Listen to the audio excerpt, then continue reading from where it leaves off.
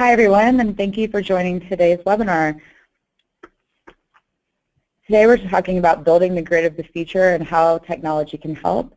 We have two esteemed panelists with us today. We have Representative Tom Sloan from Kansas and Paul Leffelman, Director, Corporate U.S. External Affairs and Head of International Affairs at American Electric Power.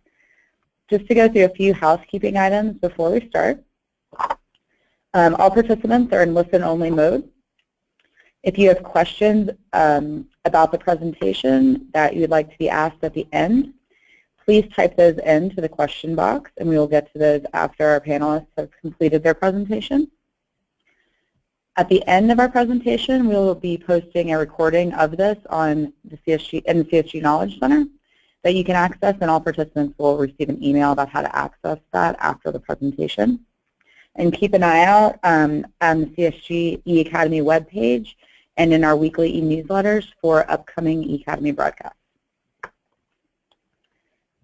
And as you see on the screen, we have Evan Wilcox's contact information displayed. Evan was originally supposed to be our panelist and had a conflict, so Paul is filling in for him. So feel free if you have questions after the webinar that we didn't get to, you can contact Evan, or if you need Paul's contact information, Evan and Paul work closely together and you can get his contact information through Evan as well. Now we'll start with Representative Tom Sloan. Take it away, Tom. Thank you, Liz. And I appreciate all of you who are joining us today, taking time out of your schedules. Now, energy policy making is one of my primary foci as a legislator. And I am intrigued by how technology can help us to keep electricity affordable, reliable, and environmentally responsible. You know, in distributed generation, rooftop solar and small wind and such, and transactive energy systems in which utilities, customer generators, and third parties can monetize their abilities to either engage in generation or demand reduction actions will be touched on here, but you know, is really a separate discussion which we can have if there's sufficient interest. But today we're going to look at how legislators can encourage their public utility commissioners and utility executives to look at technology and be more innovative in terms of, I said, helping to maintain a reliable, affordable, and responsible electric system. Now, we set the policy goals. Obviously, there are many states that have renewable portfolio standards. We have you know, lots of demand management programs that we've encouraged utilities to engage in. But we don't make the investments in the electric grid. We really don't even make the decisions about what will be deployed and when. But we do establish the policies by which customers and utilities interact through the regulatory process, as well as through the market process. So we have the opportunity to help utilities and customers monetize their technological capabilities. And that's going to happen whether or not the courts ultimately rule that the Clean Power Plan should proceed, should be modified, or should be overturned. You know, we've got to help utilities become more efficient to offset the customer losses or flat growth. And more importantly, we need to help utilities and the customers address the opportunities that customers have to in whole or part leave the grid. And one way we do that is by helping the utilities become more efficient. And next slide, please. Now we have an aging electric system infrastructure. You know, most of the transmission systems more than 50 years old. They have inefficiency issues. You know, particularly those of you who live in the East Coast that are listening, you know that your transmission corridors are very crowded. If you live in the western part of the country, you know that trying to get lines sited through national parks and forests and such are incredibly difficult. And no matter where we live, people don't necessarily want to look at wind or transmission towers, so the viewshed issues become important. Then as we look at the drive to have more renewable energy, some of that's going to be done by the distributed generators, the on-site such. And every one of our legislators and governors and such wants to have the renewable energy capabilities of their state maximized. But as we all know, it is less expensive to generate wind in the high plains states from North Dakota south to Texas than it is to generate it in New York or Massachusetts or states in the southern part of the country. So that while we encourage development in our own states, we also have to recognize that it is important to maintain a really strong high voltage interstate transmission system so that we're able to move the electricity from the low cost production areas to the higher cost consumption areas, and therefore either maintain electric rates at their current rate or hopefully reduce them. The increased cost of electricity as we make these transitions can be overcome somewhat by the use of technological advances. Next slide, please. Next slide.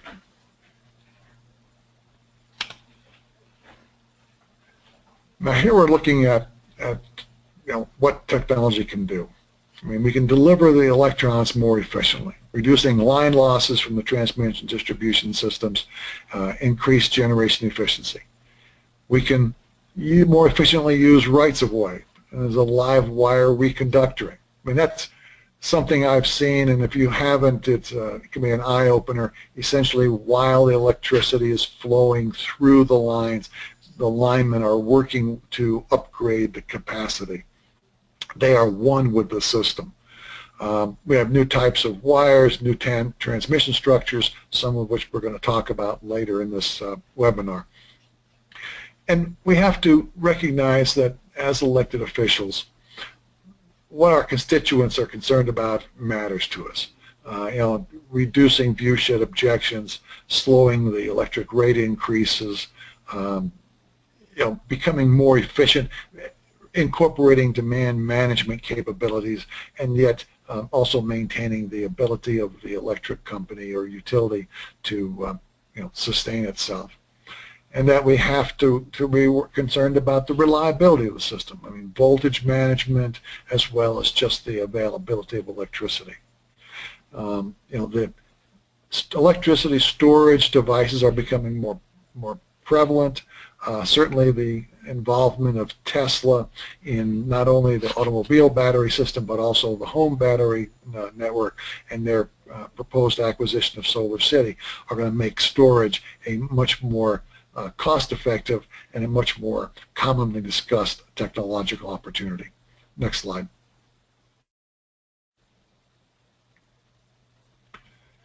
Now, technology drives customer options. Just as the automobile put the buggy manufacturer out of business, and we have had a transition in the telephone industry from the landline to the VoIP and wireless devices technologies, and the development of smart apps so that people can find directions or good restaurants or whatever at a moment's notice. So too, technology is driving the electric industry from the customer perspective. We have smart meters, smart appliances. We're getting more apps that are being marketed by the traditional telephone company as well as utilities and third parties. We have real communications of data and capabilities. And we have a decreasing cost of the distributed generation or customer-owned generation units. Solar units are coming down, wind production is coming down.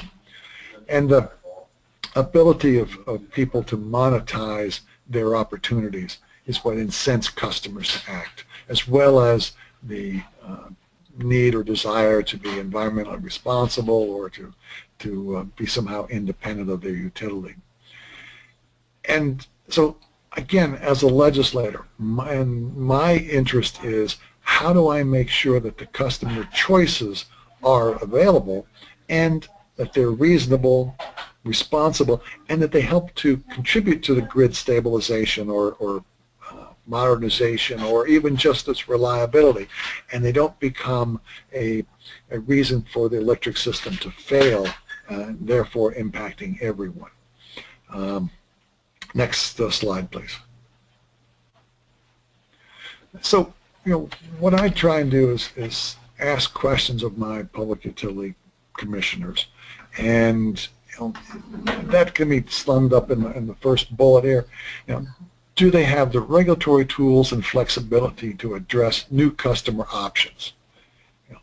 Can they reward customers for exercising options at the same time while protecting non-participating customers? If someone can put a solar panel on their roof and reduce their electric costs, the utility still has its overhead. They still have to maintain wires, they still have to maintain generation, they still have to maintain customer service and service people and all, and we don't want all those costs to fall on people who can't self-generate.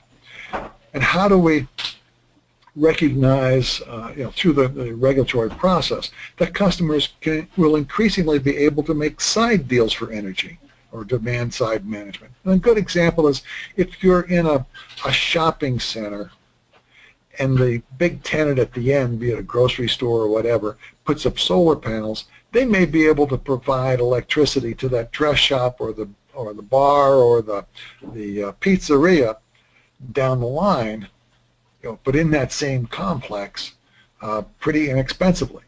Now, in most states, they wouldn't be permitted to because they would then become a regulated utility if they did so. But who's going to know that these side arrangements are being made? The electric system's all in that same strip mall.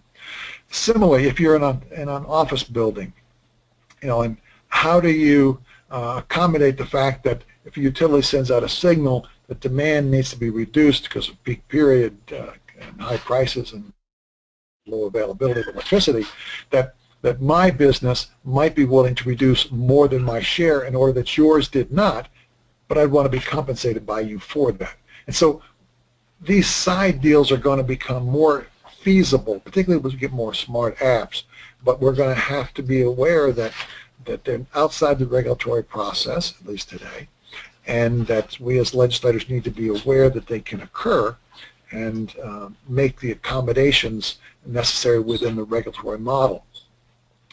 And we also have to recognize that the utilities that continue to be the provider of last resort, that if the sun doesn't shine, I'm still going to rely on the utility for my electricity. If the wind's not blowing, or something else happens, how do we make sure that the utility's financially and operationally capable of being that provider of last resort?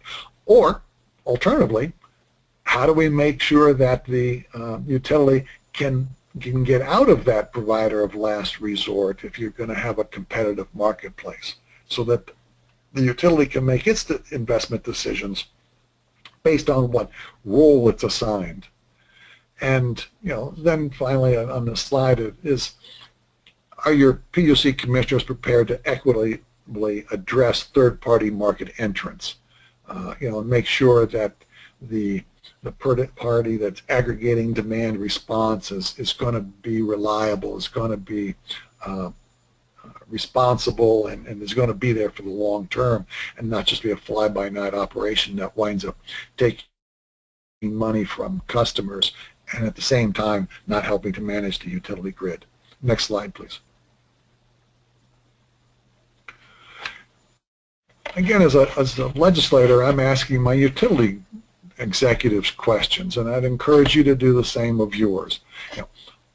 Are your engineers looking at what the newest technology is that can increase grid efficiency and reliability and the public acceptance and such?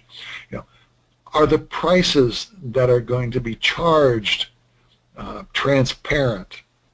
And by that I'm meaning, if we're going to break out costs so that the distributed generator will pay his or her fair share of the cost of maintaining the distribution to serve them when the sun's not shining or the wind's not blowing, or they can't reduce their demand upon request, then we need to make sure that that pricing mechanism is clear, and that the regulators and the utilities, and most importantly the customers and third-party participants, all know what the rules are and how they're going to be either making money or paying money into the electric system. And the question of who's going to own the rooftop solar. Is it the homeowner? Is it a third party? Is it the utility? And in some cases, you may want to be asking utilities and the regulators, which model they prefer. Is there a chance that utilities want to be providing this? If so, can they legally do so in your state? If you don't want them to, or they don't want to, then how do you again make sure that it's only reputable participants that are helping the customers to reduce their consumption? And always in an underlying aspect of our discussion has to be, how do low-income customers' interests be protected? And it's not just the lower income who may not be able to financially engage in these actions, but it's senior citizens who may not want to, or it's just plain customers who say, I just want to come in, pay whatever I need to make sure that the lights come on when I throw the switch. So, but we need to be looking at those participants who, those customers who can participate in interactions with their utility to either generate electricity or control their demand, and those who do not. Next slide, please. And one final thought on that previous slide. Many of us have consumer advocates or some type of systematic advocate for residential customers, in some cases small entrants or commercial entrants too. The statutes under which they operate may have to be changed. They certainly should be reviewed, because if they're going to represent customers who can generate, they're going to have different interests than those customers who cannot generate. So just be aware that your consumer advocate statutes need to be looked at too. Then, change in the electric industry is inevitable, just as it was in the telephone industry as technological advances occurred and customers were able to change their usage, change the type of equipment they were using to communicate, and the proliferation of apps and opportunities. So change will be driven in the electric sector partly by large customers, and these are the mall anchor tenants I mentioned earlier, or the military, and the more affluent residential customers. We've seen that. But as these technologies become more prevalent and less costly, the average customer will have increasing opportunities to manage their electricity. So we as legislators and regulators must ask utilities how they'll become more efficient to address rate pressures and flatter declining customer energy demands. And even though we generally don't regulate rural electric cooperatives and municipalities, they're going to be under the same pressures. We want to make sure that those electric system operators are included in discussions, even if they're not included under the regulatory rules. They need to be included in the discussions. Next slide, please. And I've already mentioned this, we all want renewable energy jobs in our states, but if that generation is more costly, and particularly if it's significantly more costly than buying from the High Plains wind states or the southwestern solar generation states, where you can have large utility scale operations and move that energy over high voltage transmission lines, then we need to be recognizing that the economy will not benefit nationally. That we have got to be able to have that mix of local generation, both customer and utility, and the interstate transmission system that brings us the lowest cost power to meet all of our energy needs. And with that, next slide, please. I know there are a couple of examples here I'll touch on, but I encourage you to take a look at them in your own light. All right. New York is looking at how a facility, major electric transmission facilities may request that there be an expedited hearing process for the siting. Siting becomes a major issue because people don't want it in their backyards. They think it's going to reduce the property values, or they think it's unsightly, or what have you. And yet we have to look at the good of the consumers as a whole. So New York's going to try and expedite those that would meet certain criteria. If you look at number 2, the facility would not result in structures taller than those presently located on the existing rights-of-way. Again, or number 3, facility would not require expanding the width of an existing right-of-way. We're going to talk about a specific example of that. Here's where technology can try and meet policy objectives. The excerpt from Kansas policy, we have a statute that we've had for a number of years that the utility does not need regulatory or local approval to build a transmission line on an existing easement if there are no changes to that easement necessary. So in other words, again, if we're able to use a more efficient transmission system, stay within the existing right-of-way, then you don't need the regulatory approvals. Next slide.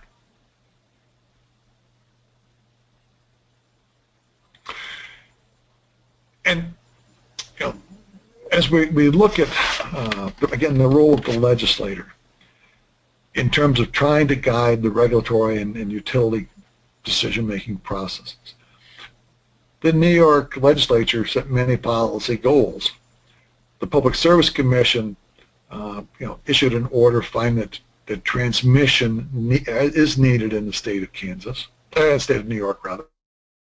Sorry. And so the Public Service Commission directed the New York Independent System Operator to apply 13 additional criteria when it evaluates transmission solutions, including that no transmission solution shall be selected that requires acquisition of new permanent transmission rights-of-way. Recognizing it's going to be impossible to get new transmission corridors in our high population density states. And similarly, in our more rural states where you've got national parks or public lands that are owned in places like Utah and such, it's almost impossible to get new transmission corridors. And again, back to New York, that the selection process for transmission solutions shall favor transmission solutions that result in upgrades to aging infrastructure. In other words, don't keep band-aiding them. We've got to make sure that these structures that have worked well for 50, 60, 70 years, that there is a life expectancy to them, and that we need to be upgrading their capabilities. Next slide, please.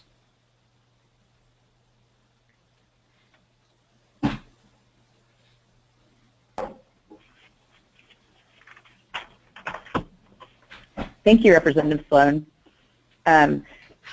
Before we move on to Paul Leppelman's presentation, I just wanted to encourage you, if you have any questions during the presentation, feel free to tap that question box on the right hand of your screen and just type in your question. You can do that at any time, and we will save those all for the end. So if you have a question fresh in your mind, I encourage you to do it then rather than wait till the end of the program. And now we'll move on to Paul Leppelman.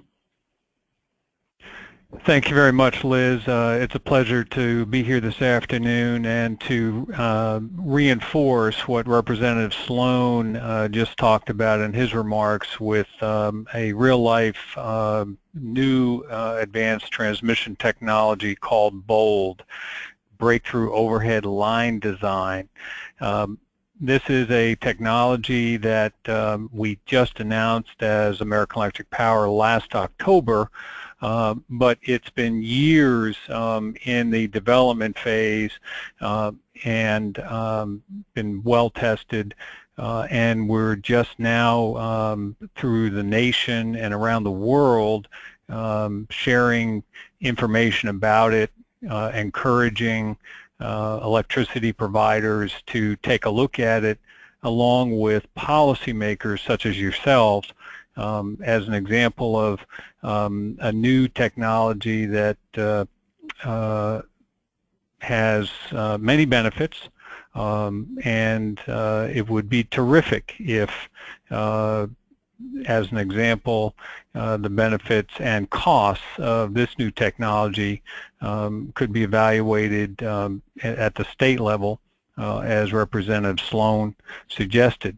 We get into a couple of the practical business-related issues to illustrate how important it is for legislators to send the right signals to prospective new technology users in your states. Next slide. For those of you who don't know much about American Electric Power, we have a native load of about 32 gigawatts through 11 states in the heartland from the Gulf of Mexico up to the Great Lakes. We're one of the largest generators in the United States, as well as transmission owners and operators, over 40,000 miles. And by that I mean generation or transmission lines that are more powerful than the lines you see running alongside neighborhood streets. Those are distribution lines, and we have lots of those, as you can see from the graphic. But the kinds of lines that I'll be talking about here with bold are the ones that are 115 kilovolt up to about 400. The greatest voltage right now in the U.S. is 765 kilovolts, and we pioneered that technology years ago. And it's still in service, but our focus has changed in part due to many of the constraints and challenges and customer desires that Representative Sloan mentioned. So while we have native customers with an obligation to serve, we also have created many affiliates that have the capability to work outside of our 11 states. Anywhere in the world. A couple of them are listed there, AP Transource Energy and our joint venture projects, where they're able to partner up with local utilities, for instance, or go it alone and build and construct. The model that we're using for Bold LLC is driven by you. That is your desire to see more clean energy be generated and delivered reliably in your jurisdictions, and do it very quickly.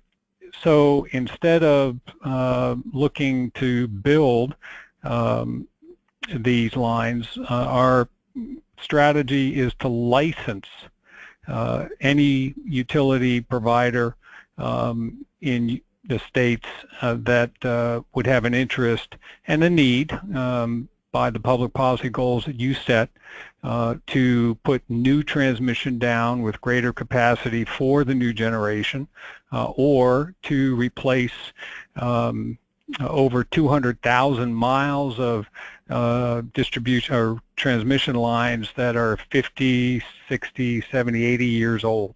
And that's an important part of the work that Representative Sloan suggested is going to be necessary in the future, because while we're going to be adding lots more renewables, we've got to make sure that the transmission grid is capable of reliably handling the new generation.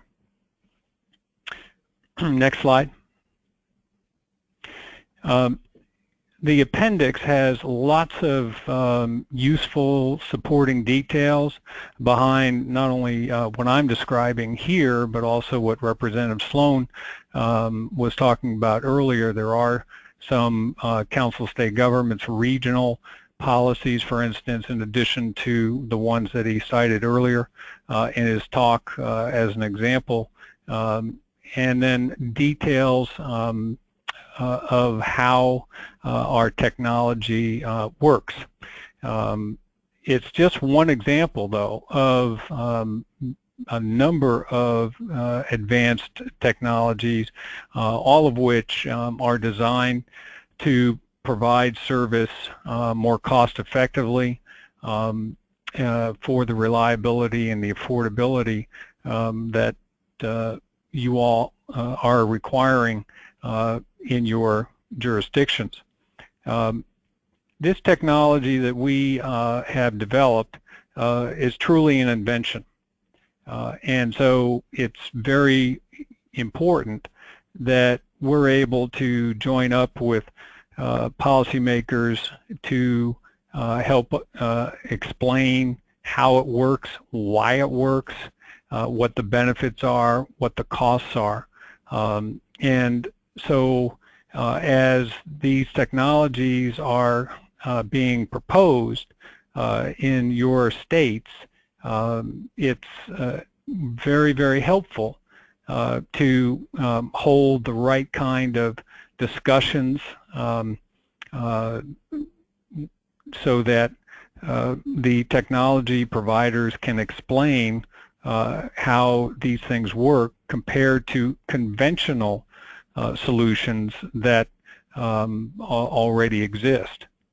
Our experience has been so far that many utility providers around the country think very highly of the technical capabilities of both, but they are not real sure about the receptivity of state houses for new technologies to be proposed by them and being compared for the costs and benefits that the more familiar conventional technologies provide. And in this day and age, these providers are really not going to take the time and the resources to develop project proposals that they believe might be rejected out of hand simply because there is a comfort level with conventional technologies and not so much with brand new technologies going forward. So as Representative Sloan indicated, any signals that can be sent by states at the State House level to say, we'd love to have your new technologies being proposed, we'll go through a cost and benefit comparison through the right channels, public service commissions, oversight hearings. We'll ask our RTOs, regional transmission planners, to do the same. We want to see new technologies come forward as they are developed. And why would that be important? Well, if you turn the page to 17, these are actual documented benefits of our breakthrough overhead line design. Depending upon what voltage level and how the conductors are oriented on the line, we can get up to 75% more capacity than conventional 230 kV circuits. Because of the way the tower is designed and the conductors are hung, the tower is a whole lot lower. So the visual impacts that Tom talked about are minimized. We're able to reduce magnetic field levels half compared to normal conventional lines, which means that this technology can fit very easily inside existing right-of-ways.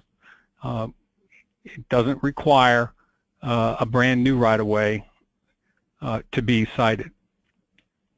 And it's also a whole lot more efficient, up to 33% more efficient than conventional 345 kV lines. So what that means is that the cost per megawatt basis of this line design, tower design, is about a third less expensive with up to 75% more capacity than conventionals. Now, it is true that as a first of its kind, new generation, new technology, that because of the material cost of the tower and the way it's oriented, that we're basically maybe 25% higher cost. But when you compare it to a cost per megawatt basis, it's actually a better deal for the consumer. If you'd like to get a sense of how this thing actually works, slide 34 in the appendix has a diagram there to take a look at. Slide 18 is in a diagram that basically shows how you can move power with this bold compact tower design in a very narrow right-of-way compared to conventionals. And the 60% more capacity was the statistic for 345 kV. It would be even more for the 230 kV circuit. On slide 19, we're showing here a couple of benefits. One is that the tower height is a lot lower using bold versus the traditional towers that you see, and the numbers represent a higher load ability megawatt per 100 miles as they are compared. So you can see that a lower tower using the bold design can actually push more capacity down the line. And of course, you know, as we're talking about renewables, every single electron, you know, coming off of PV or wind or hydro is extremely important, as it is with any kind of new generation. Next slide is a diagram that effectively illustrates that the way the conductors are placed to optimize their individual performance also means that we get less EMF from the towers. And this reduction certainly should be helpful for any public concerns regarding the effect on people or animals along the right-of-ways. Next slide, 21. As I mentioned, the high efficiency of this compact line design translates point to point inside a state, and that's what bold is designed to do. It's not designed to go across 5 states with a single circuit line. It's designed to go point to point, whether it be new or to replace aging lines. these higher efficiency lines basically mean that, as an example, we can save enough energy to power an additional 7,000 homes annually, which means that you don't need as much generation investment because of this kind of line. Energy efficiency is not usually considered in the regulation of transmission, but perhaps that's one of the new considerations, the cost effectiveness, as Representative Sloan talked about, that could help enable technologies like this one to go forward. AEP on slide 22 has a long history of solving complicated engineering challenges with innovative technologies. In this case, we are a very big transmission provider for the wind resources in Texas. And as we were connecting our transmission lines to those wind generators, we realized that the conventional transmission lines were creating harmonics that were distortive and strong enough to potentially damage the wind turbine generators. Now, this isn't a new discovery. It's well known in the industry, but in our case it was highlighted by the fact that we had so many transmission lines so close to all of these wind turbine generators. And there is a normal solution for that, which is to add on more equipment to dampen those harmonics. But as we challenged the engineers, we said, you know, isn't there another way that could ultimately prove to be less expensive than simply adding more cost to existing lines? And that's how BOLD actually was born. You'll be able to see lots of pictures in the appendix. We have built the first BOLD line in the United States in Indiana. We've been approved by PJM for that circuit. We've been approved by ERCOT in Texas, and we're beginning a second line down there. And so we are making slow progress, but you all want to go very fast, and we get it. The industry understands it, and so webinars like this help to move the ball forward. And with that, then, I think, Representative Sloan, it's back to you.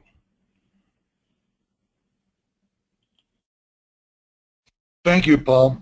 And again, for those of you who are participating, we really appreciate you joining us. Now, BOLD is one technology that can change the economics and customer satisfaction levels related to the electric grid. There are many others. I mean, there's VoltVar. It's a technology to reduce line losses by 3 to 5%, and that can benefit the ultimate customer by reducing costs. Electricity storage, as I mentioned earlier, the public is starting to believe that this is something that's going to make a difference in their lives. Certainly, having a company like Tesla endorse it, a very high popular rating and consumer confidence, makes a difference. But it's going to be at multiple levels. It's going to be in the home for their electric vehicle charge. It's going to be at the home for the distributed generation to store power when it's plentiful, and to use it when the sun's not shining. But it's also used, for microgridding and ultimately for transmission constraint reduction on the transmission system. So storage is something you want to be paying attention to. And you want to ask your Public Utility Commission staff, more than the commissioners usually, ask your utility engineers ask the CSG staff, what technological opportunities are out there. But also ask your telecom providers and your third-party and your high school and college students who are developing apps for telephone use, for use with their electric system. And look at your existing statutes. As I said earlier, you want to look at your consumer advocate statute, because they no longer will be advocating for all retail customers. They're going to be having to have at least a two-pronged approach. One for those who participate in these technological opportunities to generate and to manage their demands and to monetize their capabilities, and those who do not. You want to look at your statutes governing your Public Utility Commission, and are they focused on maintaining the lowest short-term cost, lowest cost construction of generation or transmission or distribution or whatever?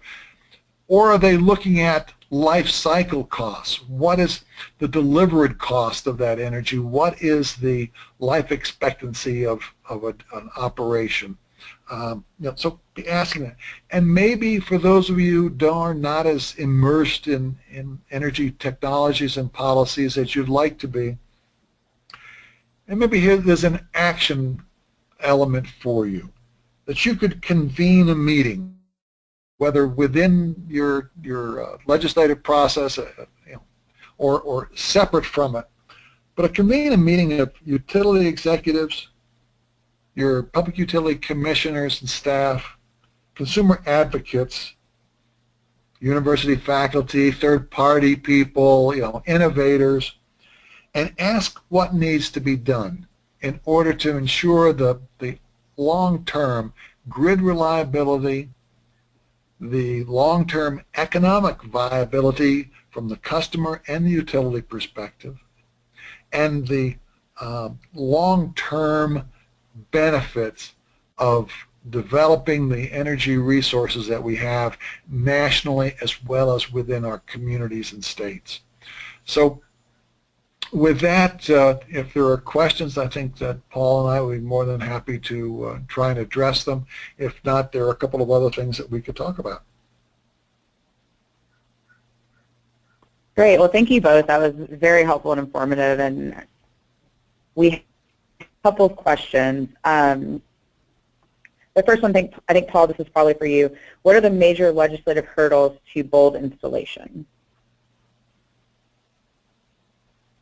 And Representative Sloan, feel free to, if you have anything to add after we get done hearing from Paul, we'll put you back on as well.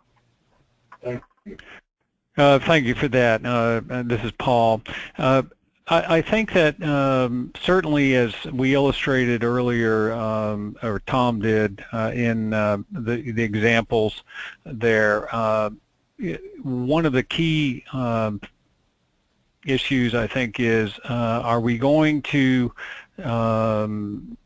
just legislate on least cost solutions in the future, or are we going to legislate to get the new technologies in place on cost-effective technologies?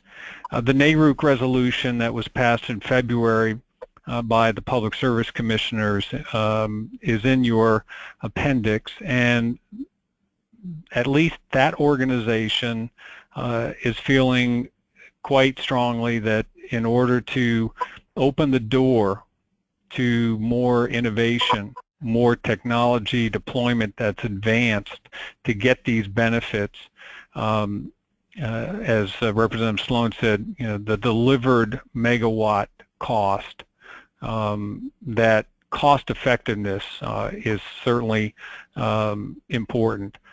What we're seeing in our industry is something unprecedented in the speed at which we're all working to bring new innovative solutions, these apps, for instance, for the millennials particularly. and anything, as Representative Sloan suggested, that could speed up the regulatory decision-making process in order to keep pace with the technological innovations and offerings that AEP and other companies are planning and already trying to put in place would be extremely valuable. Thank you. Yeah, and from my perspective as a legislator, I think you want to be convening meetings in which you have as many stakeholder representation represented as possible, and ask what is the largest issue.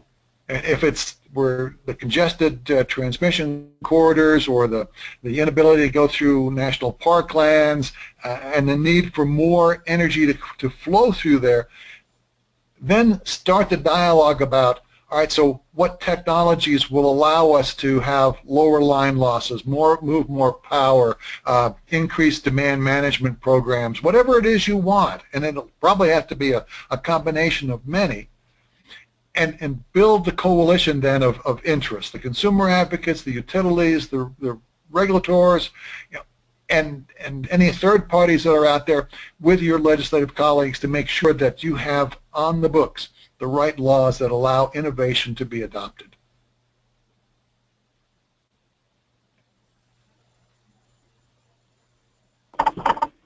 Great, thank you guys so much. Was there another question?